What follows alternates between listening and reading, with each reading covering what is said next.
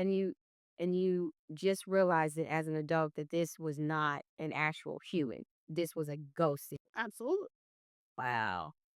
Wow. And how I remember when I got closer to the house, he would disappear. We are back with another amazing personal story, this time from someone who's got a real history with me. I am Marie Jackson, and this is Paranormal Empath. We don't just talk about the unknown, we live it. Today, we're diving deep into a story that will leave you questioning everything you thought you knew about reality. I am introducing you to my sister, Monique Evans, who is going to share her personal paranormal impact story. A lot that Monique has actually experienced that I was entirely shocked about. But this particular situation that she experienced, we're gonna call it the spark, the spark. This is the spark. So before we get into all the interesting details about the spark, um, let's kind of talk a little bit about how things were for you growing up in, where your first experience started with your impact. Actually, considering being the youngest, mine's really didn't start. I didn't really, as a child, started to experience that until we about 5, 6 years old. And around that time, that's when we stayed on Elmwood. That was like the very first encounters that I've started spending like consecutively, like nonstop every other day. When I had with this one entity, this small young little girl, had to be around the same age as me, same height as me, Caucasian young girl, approximately about 6 years old. I remember when I first went to Phyllis Wheatley, that's when I was in kindergarten, and every time I used to come home from school, she would be in this downstairs den bathroom. And I almost thought I was playing with a young child. I just thought she used to come over and sneak in the den, but she disappeared. And she was disappearing in the bathtub. And this is so interesting because the house that Monique is referring to is a house we lived in Kansas City on 59th and Elmwood. So it's in like the midtown area of Kansas City, very commonly known for being a poverty-stricken location. So we didn't have the finest of things living in this house, but we definitely had each other. So the area that she's referring to is very close in proximity to the Kansas City Zoo, so we lived in an area that, again, like she said, it had that history. It had that there was monuments, there was historic landmarks. Even in the house that we lived in, there was still military poles that were in our yard from the earlier days. So there was a lot that we actually experienced, but I never knew that Monique actually experienced things in this house too. Absolutely. And that was the most crazy part. A lot of things I've experienced in that house, from levitations, from just seeing apparitions, just bizarre events with personality changes with certain siblings. There was a lot of things now as an adult, I can say that was abnormal. But as a child, you're so unaware as a child, you just kind of go with it. As a child, you lack that awareness that's normal with children. But as an adult, you go, wait a minute, Yeah, that was not normal. that was not normal. So, consciously as kids, we don't really, we're still trying to learn life, decipher, and we're trying to decipher what is a reality, what is something that is common, or what is completely just abnormal. And we were going through those distinctive moments in our lives to where we were trying to discern what was something that was a common thing that was occurring in our lives and in our little world, and something that was just completely out of the norm. So Monica shared about a moment when she was younger and around the age of how old would you say he was? About six. So six. And that's a very, very delicate age for a child to have experienced paranormal. But um, children are so susceptible to paranormal. They're so vulnerable to being exposed to those energies. And I think also with apparitions, they tend to gravitate to small children because of the vulnerability. and the energy that children project out because they can garner that energy from children as much not as much as if an of adult experienced the same scenario or same Does. so they have a tendency to gravitate, which I think when that little girl, she gravitated towards me as if she was like, I need a friend. Yeah. And see if anybody else was looking on the outside in and they would have saw me standing there talking to the bathtub. Yeah. So let's Mm. let's give some details that kind of led up to your childhood friend, this girl in this house that was apparently somebody you didn't even realize wasn't a little girl. So let's just can you talk to the viewers and just kind of tell them a little bit about this, how you started getting seeing her and the events surrounding that. Well, I remember the first time when I came home from school, I was watching Nickelodeon, got undressed, made a peanut butter, same regimen. And I just remember I kept hearing somebody in that den bathroom. So I'm like, who is it? And then I'm like looking. So I go down that little hallway and I was like, hey, I didn't even think of it. I was like, hey. And then we just engaged as kids do, like they play. And I said, well, I got some Barbies. And I was like, she didn't say nothing, but she interacted with me. Yeah. If that now thinking if that was the bizarre thing, because I didn't hear her talk really. It's like, okay, okay. And we played like Yeah. normal you would think two children playing on the playground. And so I played with her and she took my Barbie and I played and we played. Then after a while, once we done playing, she went in the bathroom and disappeared. Every time I go upstairs and she'll disappear the bathroom and I see her every other day and sometimes at night. Because I remember I had this Barbie. I'm pretty sure most viewers, female viewers, you were born 80s, 90s, you remember the Barbie with the skates that sparked. And I had that Barbie. And I remember one night, it was a late night, which I shouldn't have been up. It was about maybe 1, 2 in the morning, Ren and Stimpy. Viewers know Ren and Stimpy. So I saw down the hallway my sparks from my Barbie was going off. So I came down the hallway and I'm like, that must be her. And I'm like, I didn't think nothing as a child. You are fearless. Yeah. Um, but as an adult, I probably would have took off. You would have saw dust. So, Yeah. but as a child, it didn't scare me. I was just more fascinated. The fascination kicked in so much to the point I was like, "Oh, she's just playing with my toy. Yeah. It's fine. I know who she is. She's my friend. Yeah. She's just playing late at night." But I never thought about it. And every other day I used to play with this younger, and I remember she had this ponytail, side ponytail, but the purple scratchy.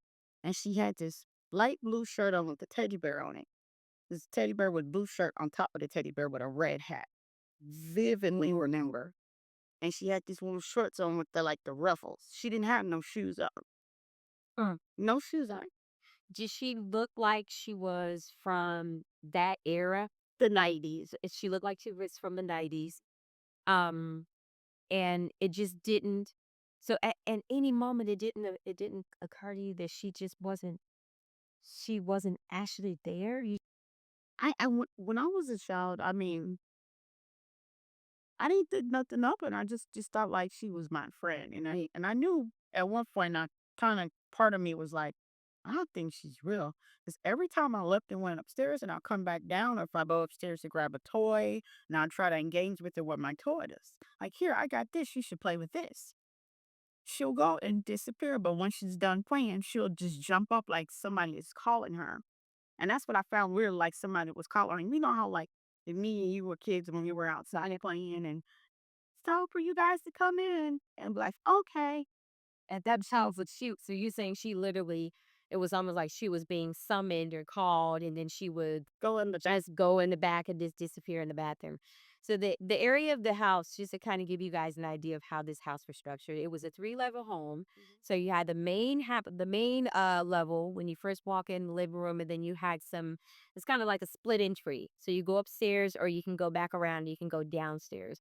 So we're talking about downstairs in the den. And downstairs in that area, there was a hallway and there was a bathroom. And then there was another bedroom, which was William and Robert's room, that's our brother's room. William, Robert, and Norman's room, that's our three brothers' room. And then there was a furnace area, the den area, and then the kitchen, and a door that led to the backyard. The kitchen led to the den. And the kitchen led to the den. So she's talking about that area right down there where that bathroom is, past the den area. And we didn't go down there very much. We didn't really. I didn't. I actually spent time down there. I was pretty much a pretty, I would say one of those kids that I was kind of fearless. So, but I like to isolate myself sometimes because I was actually artistically inclined. And sometimes I used to just go down there, and that's where I picked up a lot of my artistry was from the den and being by myself. And so that's how that transpired as far as seeing this little girl. I don't know if she was murdered, not to sound graphic or unalived, Yep. but for her to be so young and remember something had happened to this young girl somewhere in close proximity, in either in that house or in that area alone. Yeah. And I think, now looking at it, that she was looking for a friend. Yeah.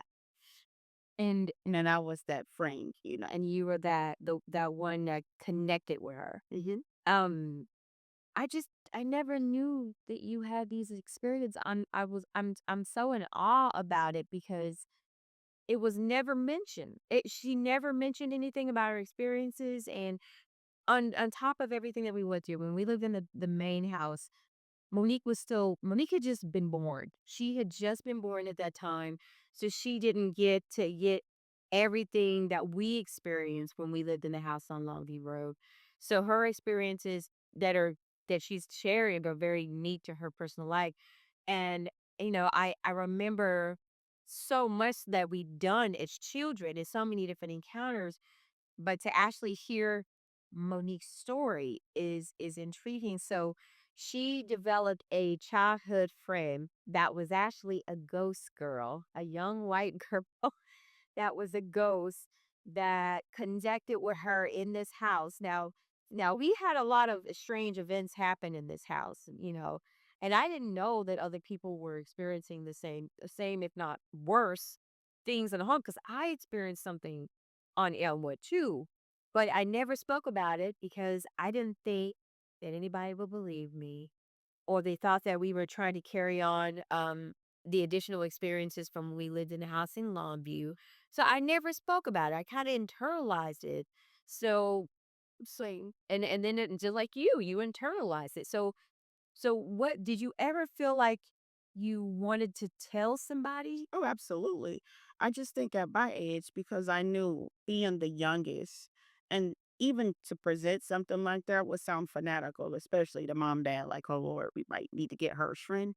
Maybe she, stays too much downstairs. We might need to. So I never even thought about it. I was just like, I'm not, since being the youngest, nobody would have probably took me serious anyway. They would probably think, oh, pretty typical with children having imaginary friends, which is pretty common, Mhm. semi normal, for children to have that imaginary friend because, sometimes you might have a spout of loneliness. So Yeah. sometimes you can create these these perceptions in your head as a child. I'm not a childhood, psychiatrist, but Uh, I just and as a child I used to isolate myself so much. So I just got mentally immune to not saying anything to anybody about those, multiple instances too. So did you ever share them? Because you and I are not too far off as far as age group. yeah. Did you ever share them with any of our other siblings? No, Sharing your experiences? this is the first time I've actually opened up and Okay. thoroughly in over 36 years. Wow. Why do you feel now that you wanted to share your story? What made you what's this turning point for you? The turning point was because how some of the semblance and the conformality of how y'all were able to come out publicly. And that's when I said, this could be my opportunity to come out because now people won't side out of you as much, or look at you like, oh, you sure you don't need so now this was my opportunity as an adult. And then not to mention, there's so much many other viewers out there just like us. So it makes it, you're in a safe space to talk about it. And so now I feel like with you and other siblings, it's a safe space to be comfortable and be able to open up about it. now because then I was like, no, I'm not going to talk about that. Yeah. So as an adult, um, I'm comfortable now and I'm not as, afraid to or insecure to talk about it or think what people are going to think about it Yeah. because these instances are happening as we speak now and so I'm glad that now I have a platform and you presented me on this platform to talk about it. So Yeah. it's like Right. open book. It's a open. Exactly. Paranormal impact is just something that we as people, we have these impacts in our life and we feel so restricted to where we can't talk about it and share these stories.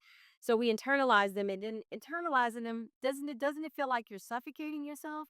Doesn't it feel like you just like dying on the inside, wishing that you could share and you don't had that comfortability to talk about it with And nobody. with that internalization, I also had the outlet of drawing it out. Mm. And that right there was not a good look for me, especially when mom and dad found my tablet. Okay. Okay. Let's talk about that. Let's talk about this tablet. Okay. Because Monique is a very, very good artist. She does draw a lot. So tell them about your outlet, this tablet where you're experiencing. With some of the apparitions that I saw when I was a small child, I used to draw them out, and they were very vivid. Like the Indian man, he had to be like in his mid 30s. Then the young girl that I used to play with, I drew her out, and I remember it was around, I want to say July of 94, 95. Uh, and I remember mama picking up my tablet that she bought me from Osco. If anybody knows Oscos, they know. Was it a Chiefs tablet? The Z, because those were popular. They put that on the school list. Get your Chiefs tablet. It has the Chiefs tablet. So was it the Chiefs tablet or just a notebook that you had where you were just drawing?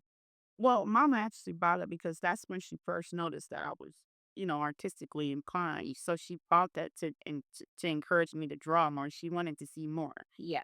But some of the drawings kind of alarmed her a little bit because they were very distinctive. Did she ever share them with dad or anybody else? Yes, I don't remember. They talked about it like between each other.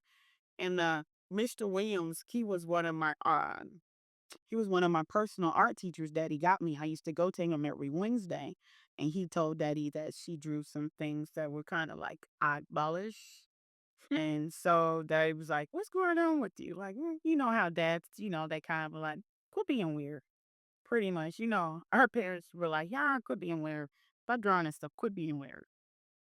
Some of the things I was drawing was what I was experiencing on Airboy. What I saw, silhouettes with white eyes, little girls, Indians, Native Americans.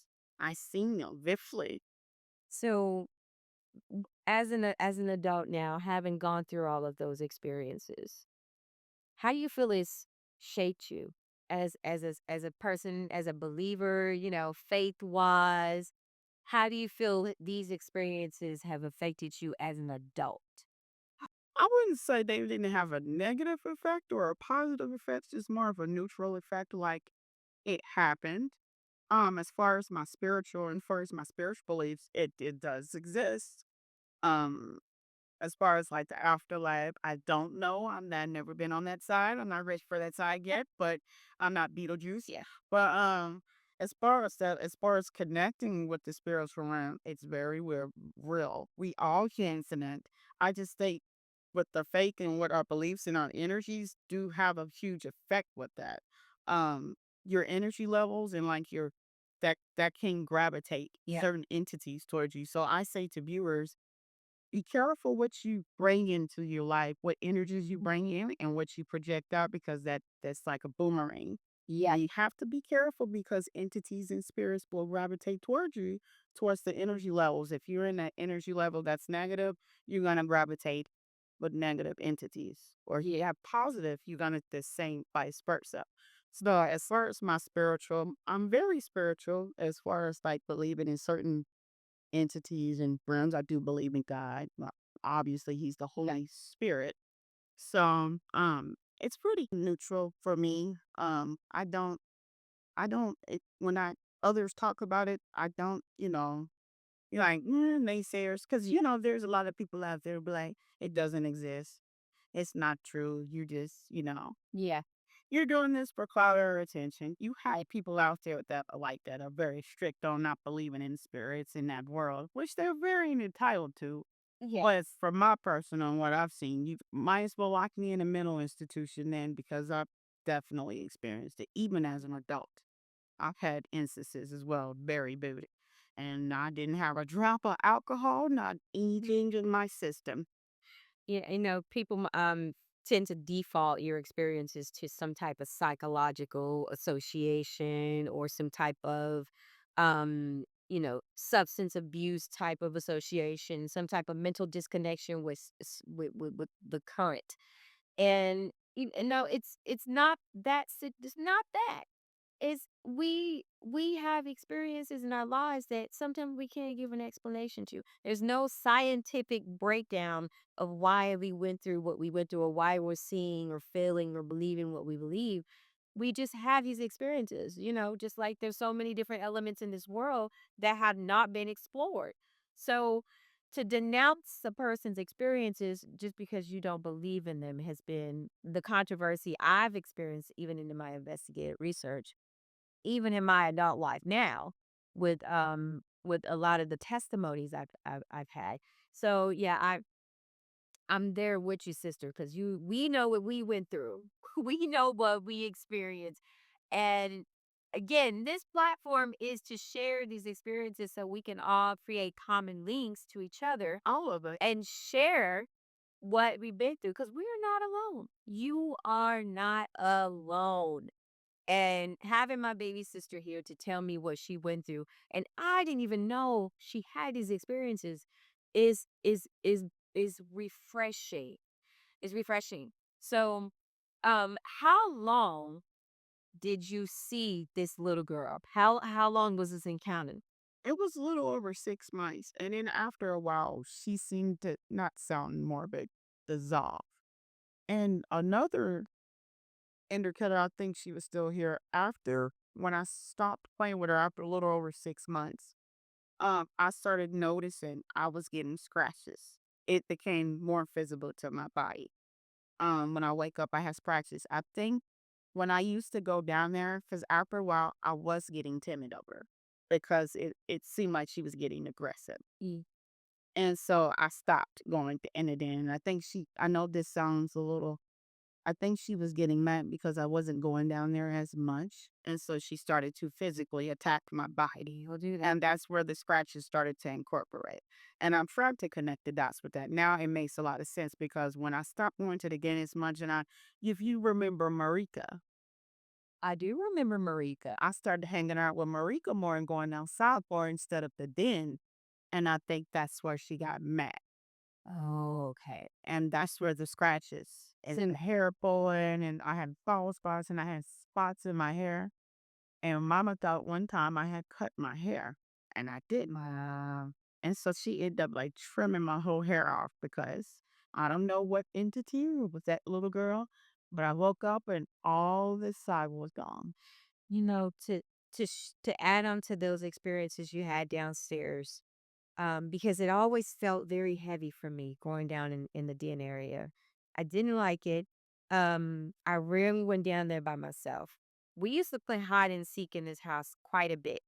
And there was a time when some of the me and the older siblings we would go down there, and there was this one time where everybody was hiding, and I went to go look for everybody, and I opened the furnace door. And the furnace, there's some of those furnaces back in the day when those older houses, you have majority of the furnace that's in that doorway, and you don't have very much moving room to put a body in there without the door being wedged wide open. There's not a lot of space in there. So one day when I was seeking one of my siblings, this little hand came from underneath the door and grabbed the piece of paper and pulled it underneath the door in the furnace area. Now again, to be laying down or kneeling down on the ground was taking up way too much space. There's no way you could have did that in that room because the furnace took up most of the space. So when that little hand came out, which might actually be the little not the imaginer, the ghost that you had been experiencing and having a connection with, it was probably her. But the hand, it didn't look like it was a small little kid's hand, but it had like a old, wretched, worn look to it, like in decomposed look to it. And it came and it pulled the paper underneath. So I'm thinking, oh, I found somebody. But then logically, I open the door. There's no way nobody's hiding that. And there's no way nobody is kneeling down, pulling anything from underneath that door into that furnace area. So now that we're connecting the dots, I believe it was that little girl's spirit that was there. She wanted to play with She wanted to play, and maybe it was during that time when you kind of were disconnecting from her, and she was trying to find somebody else to kind of reconnect with you. and and be able to play those games with. And yeah, I always felt like there was a child energy down there, but it never felt like it was so heavy. It was so uncomfortable down there. Did you ever feel like going down there? Did you ever feel like uncomfortable or like did you ever get headaches or what was your experience going? Mine was more anxiety driven. After having this encounter with this little girl for months, I got nervous. I got scared. As the more and more, after a few months, a little over 6 months, I started to get scared of her. I started to feel an uneasy feeling. Ooh. Like I felt like she's trying to lure me somewhere. And it kind of spooked me a little bit because there was an instant I was fine with her and she did that window, like toward us, that window. And she was trying to lure me towards it. And I was like, no, I'll be back. So I ran upstairs. And after that, that's when I started going outside. It was an uneasy feeling, like a nervousness, like I felt like something was gonna happen. And did you feel that uneasy feeling in any other part of the house or just downstairs? Just downstairs, just mainly downstairs. Yeah, that's where I typically felt the most uneasiness. But nobody else ever shared their uncomfortable feelings. I do know that our brothers did not sleep downstairs. No, They never reason. They never shared exactly why, but they were always upstairs, either in our room or mainly like a living room, but they were never really downstairs very often. Granted, the downstairs area was a little bit kind of uncomfortable. We had the concrete den floor. So it wasn't the most comfortable down there, but it was livable. But the boys never really stayed down there very long. They never really stayed down there. They were always upstairs. But did you ever tell Marika about the little girl that you seen? actually, no. I never even shared those with Marika but I do remember there was instances I was with Marika, and I remember I was a little girl and me and Marika were playing outside and we were like jumping on each other's backs. And I remember Marika was on my back and I felt her fly off my back and she busted her head open. Oh wow. And Well, she thought that I dropped her on purpose, but I was like, no, I was holding on to her and she flew like somebody pushed her off of my back. and this was in the den. This was outside Oh, and she had split her head open. was it close to the den area or it is somewhere outside? Back, yeah, it's like near to the side where the concrete where the rocks was when they had a station one right down there. And I remember when she was on my back, I was like, I got you. And I just felt like a force just flew her off of me. And her mom came out and was like, what did you do, my God? I was like, nothing. She was on my back and she flew off. And I'll never forget that. And that's when I ended up, her mom really didn't want me hanging around her no more, just safety reasons. She thought I did something to her dog, which is understandable as an adult. I can understand that. But I do truly think in that instance when Marika was on my back, I think that little girl pushed her off because of jealousy. Mm. So we had a young Caucasian girl with a ponytail, a slime ponytail, that was, brown eyes, too, with brown eyes, that was very envious and jealous of you having any type of connection to anybody but her. And that is beyond scary, beyond strange. And as a child, we don't even understand. We can't even cognitively put it all together because we're still trying to understand life. And to be that young and to have a jealous, fearsome ghost, that's what I and then having other people and friends because she couldn't connect the way that she wanted to is outrageous. It's completely outrageous. But it's not uncommon. It's not uncommon for these energies and these spirits to connect to and latch on to a person or connect with a person and then had this violent response. And it sounds like this little girl had a violent response. And it sounds like the same little girl that I had an encounter with very briefly in our house that we lived in on Elmwood. Mhm. So these experiences, whew, gosh, Yes. I've had plethora, and it wasn't just the little girl that I've had experience. There was a Native American male. Looked like he was maybe in his mid-30s, 34, 35. Every night. This is where I knew perception, my reality versus I don't know, perception. Um, every night, this was way up for the little girl that's kind of dissolved. I used to walk with this man. He used to stand outside and I'll go outside in the den. And or sometimes there was the window upstairs and I would climb on the roof and jump down from the tree branch and I'll meet him downstairs and we'll walk to the IMAX theater and all over by Swell Park. And I used to come back every morning around 5 a.m. when the sun hit. Nobody knew. And so one time I realized I was literally outside because Olivia, the lady across the street, my mom's neighbor, had was like, Connie, your daughter's outside kind of early. She's like, oh, she's catching the bus. and this is 4 o'clock in the morning. Mhm. See, we had such a large family, so one child missing wasn't abnormal, okay? Because we had 8 kids in the house at the time. Mhm. So you connected with. So did you ever realize that this man, this Native American man, was not a human?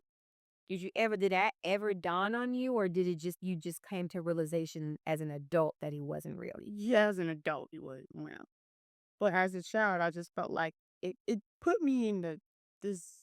I know this sounds kind of fanatical, but like it was almost like Peter Pan type of scenario. When he come to me, he had this feather that stuck out, and he was like, "Come with me," and it was like he took me into another world, like all over Swope Park, IMAX theater. I was even by the zoo, but in reality, I'm with someone knowing I'm with this apparition. But if outside looking in, the cops would have saw, they would have saw a 5-year, 6-year-old little girl wandering all over the place. They probably would have picked me up. And I knew where I was at. And that's the crazy thing. I knew how to get home. Yeah. And I think maybe was it perception or was it like I really saw this man? He had holes, crater face. Now he was in his mid 30s, long hair, kind of like here, looked like Nightwolf from Mortal Kombat. Mm. Yeah, this is just a realistic version. And they used to hold my hand and we just walk all over. And you just realized it as an adult that this was not an actual human. This was a ghost that you were connecting with every single. Absolutely. Wow. Wow. And how I remember when I got closer to the house, he would disappear. Oh, wow. Oh, that turned around. That was He's so gone. got you. So those were some of the indicators that made you realize that this wasn't no real man that just, was courting me around, taking me to the IMAX. Well, heck, he was courting you around better than some guys do in the living. You skewish. You take you around town, taking you to IMAX, So vivid because realistically, I was really walking out. Even the apparitions and stuff can play tricks with your mind. You can have them, but they can play tricks with your mind. I was actually wandering out 3, 4 in the morning by myself. I'm thinking I'm with him, but in all actuality, you were wandering by yourself. yeah, By yourself, but not by yourself. yeah. But But not by it. If somebody was to see you by yourself, they would have called nothing. they would have called 911. This child was wandering the streets and she spied with him. And I was out 5, 10 miles away from home. And we was not in the best area, okay? We were in the hood. So wandering the streets in that area was not safe, especially at that age. So that's gosh. And then the thing that I never knew that you went through this. And psychologically, do you feel like it has changed and shifted the way that you think about um life experiences, and especially when it comes to children, because you were young? So do you think that that has shifted the way that you look at things in more of a diplomatic way versus that child has some type of psychological dysfunction? Oh, actually, now, as far as children, I look more on a diplomatic way. I always look at two sides of a spectrum because considering the fact of what I experienced as a child, and sometimes you always don't want to disregard what your child does or their body language or what they say. Right. Because those are indicators Yep. for a lot of things, a whole spectrum. So now, even though I'm not a parent yet, which I will be in the future, but as far as children and their actions and their body language, and I pay attention to children now, because children are a lot of indicators. Children actually are more spiritually inclined than adults are. So they can tell you and sense, or they can sense or know before what's happening. Children have that fight or flight more than adults do. Yeah. They pick up that, especially they're more to pick up as far as like apparitions, spirits, energies more than adults can. Yeah. And so now, as once I do have children, I am not going to be so abrasive with them to say, oh, they need therapy or if they're autistic, Yeah. to be ready to self diagnose them with things that probably you have to really sit down and just, even though I don't have children, but I Yeah. have that experience being around, I have like 20 nieces and nephews. So of seeing certain indicators as far as their body language and energies also give me that they also had their own personal experiences with certain entities as well. So, as a parent, I would never disregard. I would be very open and diplomatic to what is happening to my child. We don't always want to be quick to diagnose them with autism or they're on the spectrum or they having spiritual issues because it could just be they're spiritually inclined with the entity and they don't know how to properly explain it. Yes.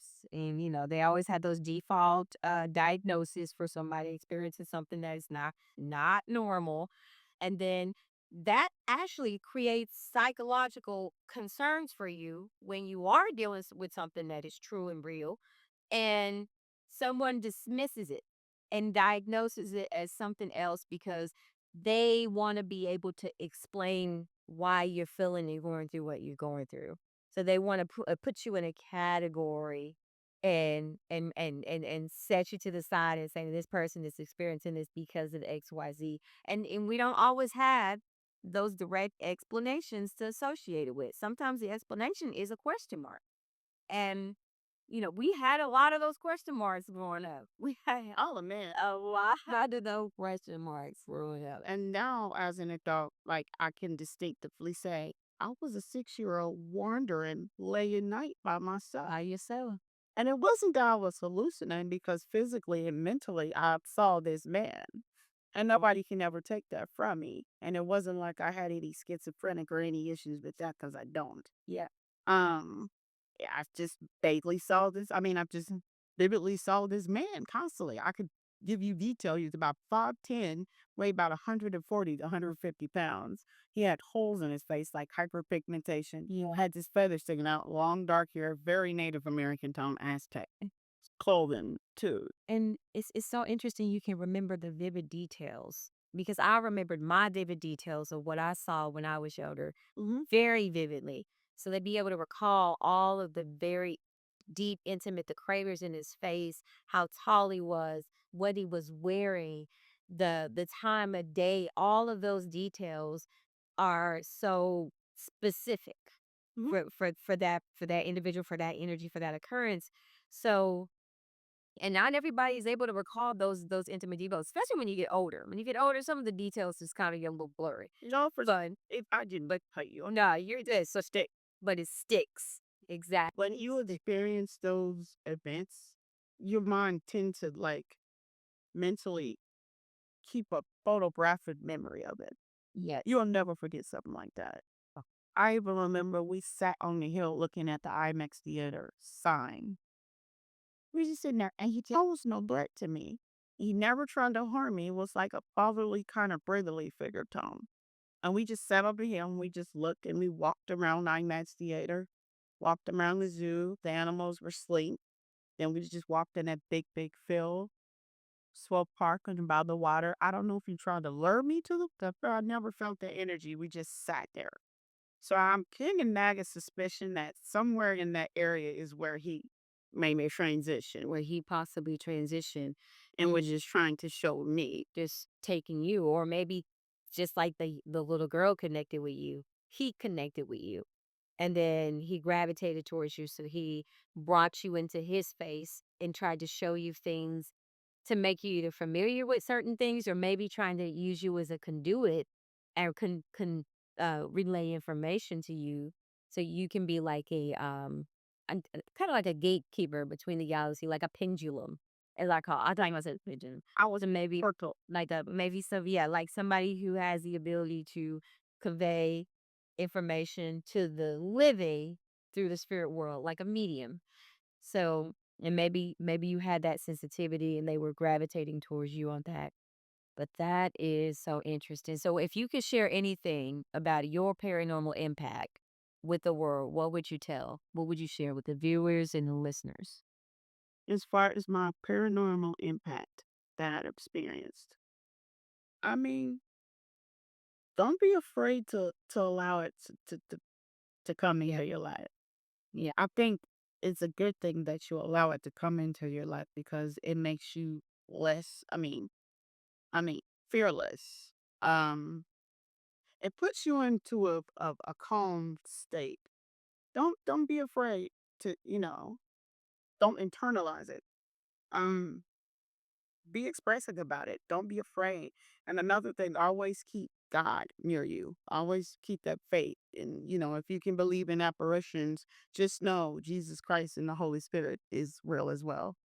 So always keep God near you. That's one indicator. Keep God near you. Um, I mean also just to pretty much the faith in the spiritual realm. Don't be afraid to connect with your spiritual realm and who you are as a person. And, people might you think you're weird or, look at you kind of like, you kind of an oddball. Don't be afraid to be you as far as when that spiritual realm taps in. Yeah. Don't be afraid to be you and don't be afraid to tell others about it. And now I'm an adult. I can really say that I can, how you just look at them like, holy crap, see saying these things because people, I was literally walking around with a native for 40-year-old Native American man at 5 o'clock in the morning at the IMAX theater. At the age of 6. Yeah. So, and people like, wait a minute, you sure you wouldn't walk around with some freaking up? No. And he was not real because every time he would walk me halfway home, like, and I'll climb over the fence and I'll climb over and kind of be quiet. And when I go for the rocks near daddy's station, why didn't you? And then he'll disappear. Just he disappear. And I remember one time my little bit caught me and she said, your daughter's outside? Well, she was like, well, she better be outside waiting on that bus. And I was like, I wasn't even dressed for school. I was mapping backpack for neck. Mama was so tired, she in our hair a lot. And so she never even paid attention. Then I wandered off the night before and didn't even get up and take a bath because I was gone all night. Yeah, with this Native American man. And I got back in the morning. She's like, girl, go get your backpack and stuff. But I'm like, I didn't take a bath or anything. Yeah. She was like, oh, and I'm like, she didn't realize I didn't get no sleep and I didn't even take a bath. Yeah. And it's just interesting being a child and not being able to talk about what you're going through. And paranormal impact is going to have more of these conversations, especially if it's ever affected anyone as a child, because we need to be able to tell our story from all different angles, all different backgrounds, and be able to connect to each other. So I'm so proud and happy that I was able to bring my sister on so she could share her paranormal impact and what it did in her life and her experience. And I appreciate you guys listening and viewing and tapping in to hear my sister's story. So Monique, thank you for being absolutely your own way here, hi, sharing the spark story with the little girl that lived in our basement that for a very long time that she was actually friends with. So thank you guys. Thank you for tuning in. This is Paranormal Impact, where strange is normal.